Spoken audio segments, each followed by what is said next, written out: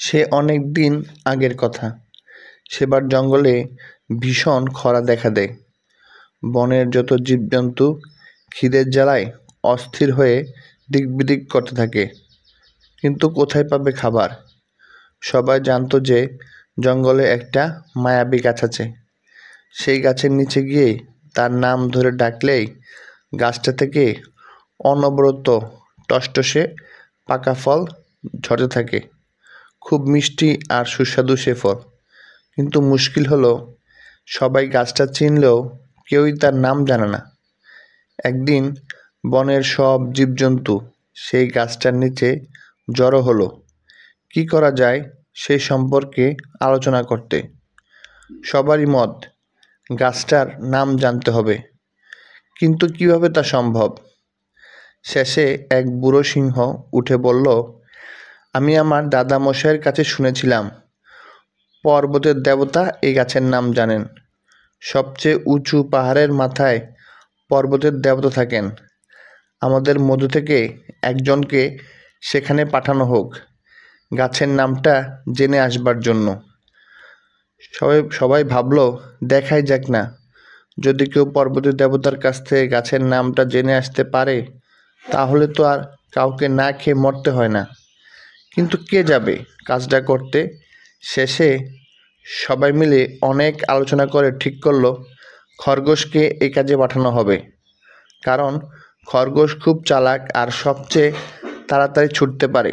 কাজেই সে চট করে পাহাড়ে উঠে পর্বতের দেবতার কাছ থেকে গাছের নামটা জেনে আবার তাড়াতাড়ি ফিরে আসতে পারবে।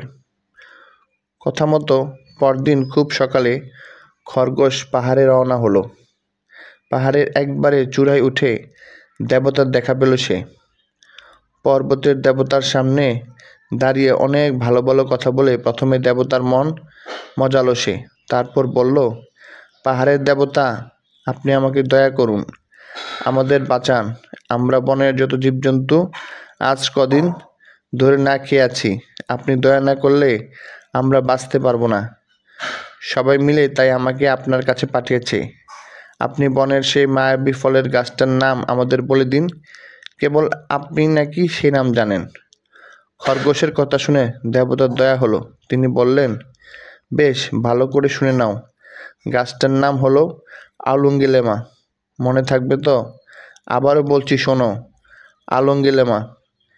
এখন যত তাড়াতাড়ি পারো বনে চলে যাও, দেরি হলে আবার নামটা ভুলে যেতে পারো। খরগোশ খুশি হয়ে বারবার পর্বতের দেবতাকে ধন্যবাদ জানালো। তারপর ছুটতে ছুটতে বনের ভিতরে সেই গাছটার নিচে ফিরে এলো। বনের যত জীবজন্তু সেখানে তার জন্য অপেক্ষা করছিল। খরগোশকে ফিরে আসতে দেখে তারা সবাই অস্থির হয়ে উঠল। অনেকেই একসঙ্গে বলে উঠল, কি খবর? বলো বলো, গাছের নামটা জানতে পেরেছো তো? কি নাম গাছটার? অনেকটা পথ ছুটে এসে খরগোশ তো রীতিমতো হাঁপাচ্ছে। সে হাঁপাতে হাঁপাতে বলতে লাগলো, আউন আউন, দূর ছাই, কি যেন নামটা, ভুলেই গেলাম নাকি? সত্যি খরগোশ গাছের নামটা আর মনে করতে পারল না। এতে জীবজন্তুরা সবাই ভীষণ রেগে গেল খরগোশের উপর। আবার তারা আলোচনায় বসলো। এবার সবাই ঠিক করলো মোষকে পর্বত দেবতার কাছে পাঠাবে। পরদিন সকালে মোষ পাহাড়ে রওনা হয়ে গেল। চূড়ায় উঠে দেবতার দেখা পেতে সে হাঁটু গেড়ে বসে বলল, পাহাড়ের দেবতা, বনের জীবজন্তুদের পক্ষ থেকে আবার আমি আপনার দয়া যেতে এসেছি। আপনার বলে দেওয়া সেই মায়াবী গাছের নামটা খরগোশ ভুলে গেছে। আমরা বড় বিপদে পড়েছি। দয়া করে নামটা আরেকবার যদি বলে দেন। পর্বত দেবতা বললেন, গাছটার নাম আঙ্গেলেমা। যাও, দেরি করো না, তাড়াতাড়ি ফিরে যাও বনে। মোষ খুশি হয়ে পর্বত দেবতাকে ধন্যবাদ জানালো। তাড়াতাড়ি পাহাড়ের নিচে নেমে এলো সে। তারপর বনের পথ ধরে ছুটতে লাগলো। গাছটার দিকে মোষকে আসতে দেখে অন্যান্য জন্তুরাও তার কাছে ছুটে এলো। তারপর সবাই মিলে চারদিক থেকে তাকে প্রশ্ন করতে লাগলো, বলো বলো, কি নাম গাছের? কিন্তু নামটা বলতে গিয়ে মোষ দেখলো, এই যা, সেও তো পুরো নাম মনে করতে পারছে না। অনেক চেষ্টা করে সে শুধু বলল, আউন আউন। বাকিটা আর বলতে পারল না। জন্তুরা সবাই তার উপরে খুব রেগে গেল। এবার তারা ঠিক করলো, পশুরাজ সিংহই হবে এই কাজের জন্য সবচেয়ে উপযুক্ত। তাই এবার সিংহকেই পাঠানো হবে দেবতার কাছে। সময় নষ্ট না করে সিংহ তখনই পাহাড়ের পথে রওনা হলো। চূড়ায় উঠে সেও প্রথমে পর্বতের দেবতাকে অনেক ভালো ভালো কথা বলে তাকে খুশি করলো। তারপর দেবতার সামনে দু থাবা জোড়া করে বলল, খরগোশের মতো মোষটাও আপনার বলে দেওয়া মায়াবী গাছের নাম মনে রাখতে পারেনি। দয়া করে আরেকবার আমাদেরকে নামটা বলে দিন, নইলে যে আমাদের সবাইকে না খেয়ে মরতে হবে। দেবতা গম্ভীর হয়ে বললেন, ভালো করে শুনে নাও, গাছটার নাম হলো আউঙ্গেলেমা। এবার তাড়াতাড়ি বনে ফিরে যাও, সময় নষ্ট করো না। সিংহ খুশি হয়ে পর্বতের দেবতাকে অনেক অনেক ধন্যবাদ জানালো। তারপর পাহাড় থেকে নেমে এসে বনের দিকে ছুটতে লাগলো। ছুটতে ছুটতে সে যখন মায়াবী গাছের নিচে অন্য জন্তুদের কাছে পৌঁছলো, তখন সেও গাছটার নাম ভুলে গেছে, শুধু আউন আউন করতে লাগলো।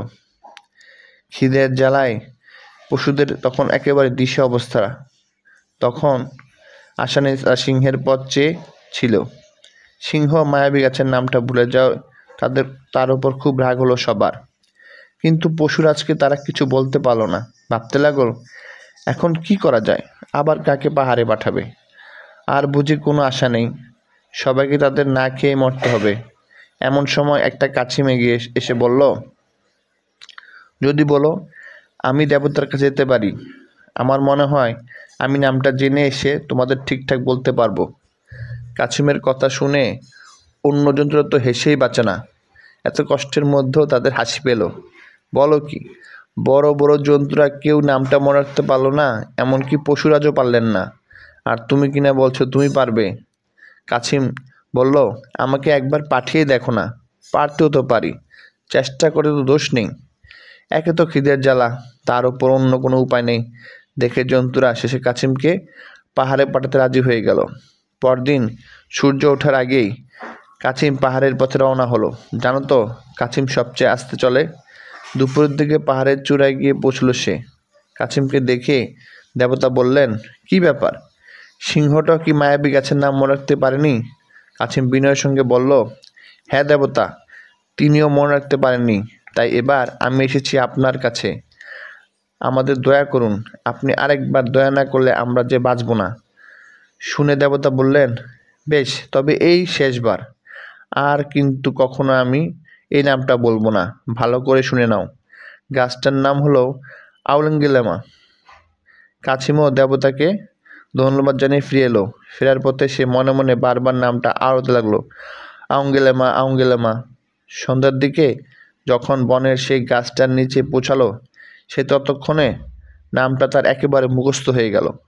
কাছিমকে আসতে দেখে জন্তুরা সব চেঁচিয়ে উঠল, কি হলো কাছিম ভাইয়া, নামটা মনে আছে তো নাকি ভুলে গেছো? কাছিম কিছুই না বলে সেই মায়াবী গাছটার নিচে এসে দাঁড়ালো। তারপর আস্তে আস্তে উচ্চারণ করলো, আউঙ্গেলেমা। আর যেই না বলা অমন গাছটা অসংখ্য রসালো ফলে ভরে গেল, আর টুপটাপ করে তা ঝরে পড়তে লাগলো মাটিতে। জন্তুরা পেট ভরে ফল খেলো, ক্ষুধা তৃষ্ণা দুই মিটল তাদের। পরদিন সকালে আবার যখন কাছিম সেই গাছের নিচে গিয়ে গাছের নাম ধরে ডাকলো, অমনি আবার টুপটাপ করে ফল ঝরে পড়তে লাগলো। এভাবে রোজ রোজ সেই মায়াবী গাছের ফল খেয়ে বেঁচে থাকতে লাগলো বনের সকল পশু। তারপর একদিন বৃষ্টি হলো, বনের সব গাছপালা আবার ফুলে ফলে ভরে উঠল। বনের পশুদের আর খাবারের অভাব রইল না। একদিন যাকে তারা ঠাট্টা করত, সেই কাছিমকেই এবার তারা বনের রাজা বানালো।